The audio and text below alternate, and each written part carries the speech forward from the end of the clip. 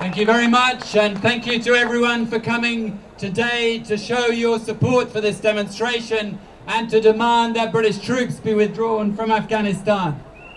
Now, in Lisbon today, David Cameron and the NATO leaders will try to make it appear that they are bringing an end to this war.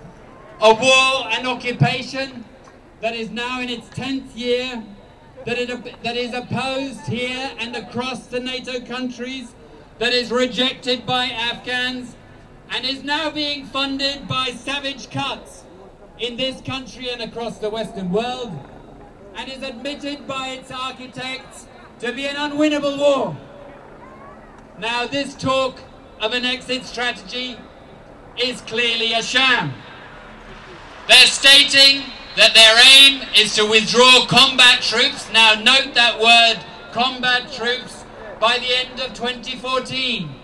Even if they achieve that, that period from now till then will be as long as the First World War. And last week, the Chief of the Defence Staff, David Richards, let the cat out of the bag. He said we will need to stay in Afghanistan for 30 to 40 years. That would turn a colonial war into an indefinite colonial occupation, and that would be a poisonous and toxic threat to us all. Now, like Iraq, the Afghan war has been a disaster, but it's also been an abject failure.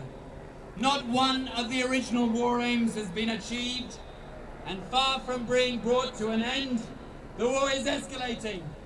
Guerrilla attacks are up, civilian deaths are up, British and NATO troops are dying in bigger numbers, and now WikiLeaks has given us a taste of the hidden atrocities that are taking place in the name of this country and the other occupying forces. Not that you hear so much of the suffering of the Afghan people in the mainstream media. It's been turned by and large into a Ministry of Defence mouthpiece aiming to turn sympathy for the troops in this country into support for the war. But it's not working. Public opinion is settled. People in this country are overwhelmingly opposed to this war. They know it's not a war for democracy. The rigging and fraudulence in the elections in Afghanistan is clear for all. It's not a war for women's rights. They're going backwards in Afghanistan. It's not a war to eradicate opium. Afghanistan, under NATO occupation, is now the heroin capital of the world. Nor is it a war to prevent or eradicate terrorism in Britain, on the streets of this country. It's the exact opposite. It's fueling terrorism here and around the world, and poisoning community relations at the same time.